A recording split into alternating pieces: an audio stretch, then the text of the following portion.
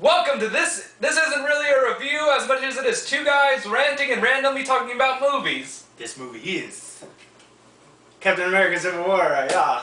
And you just saw my visual aid. Thank you. Yep. So Captain America Civil War. We've been waiting to do this review and watch the movie for a long time. Yep. So it just came out last Friday, which was May 5th or 6th. We saw it on the pre-release night on Thursday. On Thursday. So then we saw that. I only saw it once. I think I saw it twice. We saw it twice. But man, oh was it a good movie? It was really good. There were some aspects from the comics, those of you who read the comic. Okay, now? It wasn't a straight, like, comic to movie adaptation. Okay, what I was going to say before it cut me off was, now we enter the spoiler scene where we just rant about random things that happened in the movie. So if you don't want to hear about anything that happened in the movie, because we're going to say it right now, I suggest you leave and come back another time. After you watch the movie. After you watch the movie.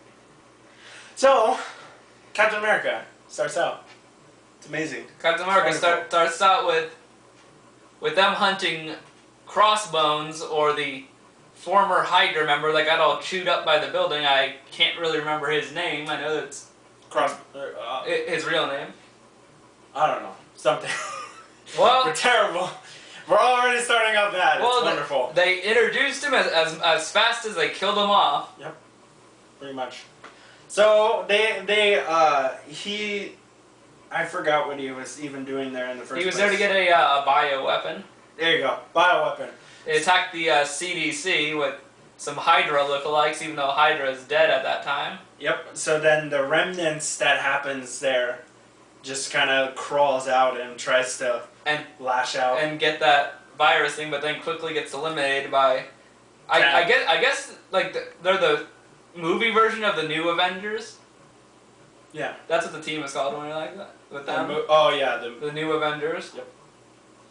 So then after that, they take him down, but then something catastrophic happens when they Scarlet. Yeah, because Crossbones has a suicide vest to kill Cap when he finally finds him. But then Scarlet Witch surrounds him with the cosmic, like, Mind Stone energy stuff and tries to lift him away from everything, but she wasn't strong or fast enough, and kind of blows up a building and hurts and kills a lot of people accidentally. Oh yeah, it hits rough real quick. And it's all over the news. They slammed her hard on the news. Oh yeah, they slammed her real good. They're like, this person needs to go to jail. This person done messed up. And they got Vision wearing really weird wearing a sweater vest. Yeah, he's like one of those scholarly type dress outfit. Well, he does have the Mind Stone.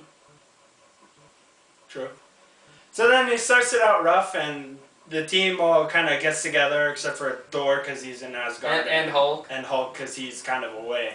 But the majority of the team was there. They're just kind of like basking in the horrible thing that happened. And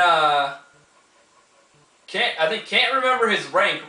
Ross comes in with the Sokovia Accords, which was actually called something different in the comics, but it does not come to me right now. Yeah, it was basically a treaty that has been signed from 150 to 170 different countries, yeah, saying that the Avengers should just basically sign themselves off to only being told what they can do. So I have a superior. And this sprung. Sorry for interrupting, but this sprung from the tragedies they caused.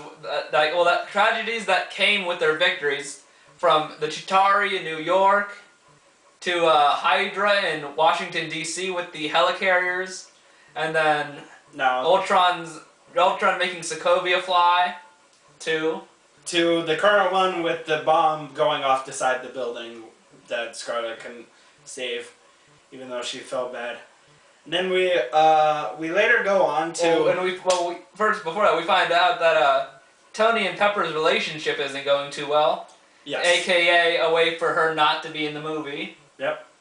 Which I was going to lead to next, which the next scene was Tony was re-experiencing his the last moments with his parents. yes, where his mother was trying to get him into trying to acknowledge his father for saying like he loves him, like trying to say something. Yeah. Just so it's not like they go away and then something bad happens, which is exactly what happens, but we don't know that. Yeah, but the technology he was using was meant to, I guess, like, help people get over traumatic experiences. Yes. Especially for him, too. Yeah, like when they're feeling guilty or something, like, you get mad at someone, they die, like, before you can resolve it.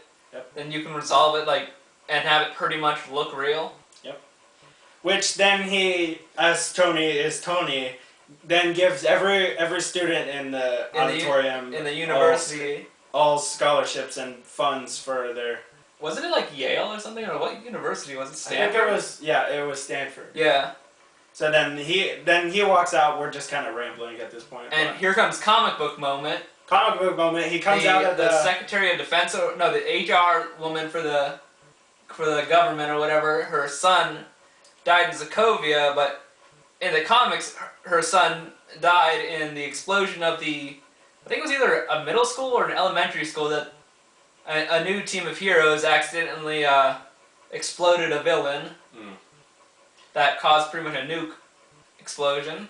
So then afterwards, it's like she like looks at him and he doesn't really know at first until she kind of brings it up and shows a picture and she blames him completely, like everything he did just meaningless, and just looks at him and he's like, you killed my son, he had so much life, like the typical mom, like even though he had no idea about this kid until she brought it up. No idea. And all the good he did, like maybe saving the entire planet, almost sacrificing his life, as Spock says, the needs of the many outweigh the needs of the few. Mm-hmm. Then that kind of experience and moment kind of like leads Tony to believe that like the treaty, the accords. I'm sorry, I was just needs to be signed at all costs. Yeah, because he too at that point believes that it's their fault that so many people have died during those events. He even says himself. Well, actually, Ultron kind of was his fault. Yeah, but that was on a control matter. It was something that went bad, but that had a good intent in the beginning. Yeah. Well, a semi-good intent from his point and Banner's point. Yeah. Which that was kind of like the punchline for this is how it starts. This is like Tony is like trying to cut it off. Like we need to be. He even says himself, we need to be put in check. Yes. Put some law down. Then meanwhile, Cap is still in the story of trying to find his buddy Bucky, the Winter Soldier. James Buchanan Barnes, the Winter Soldier. Then we meet T'Challa, the Black Panther, and his father, who is the president of the king of Wakanda, the king of Wakanda, who is there at a meeting peace meeting for the Sokovia Accords. Yep. Who is sign that off. Promptly blown up by a Winter Soldier look-alike. Yep. Which is later known as the evil villain we get to see in the entire movie. Baron Zemo. Yep. But so part of the movie is them a lot of it is them trying to get Bucky to pay for his apparent crime. And Cap trying to save him and find him and everything. Yep.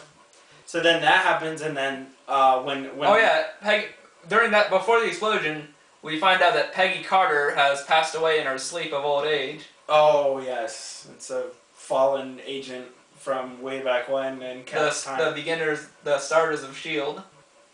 And we also find out that Agent 13 is her niece. Yes. And this information was kept a secret. A true descendant, and Cap immediately falls in love with her. You think there was a reason he was falling for her and went to Soldier? He's like, you think she'd feel bad? No, she won't feel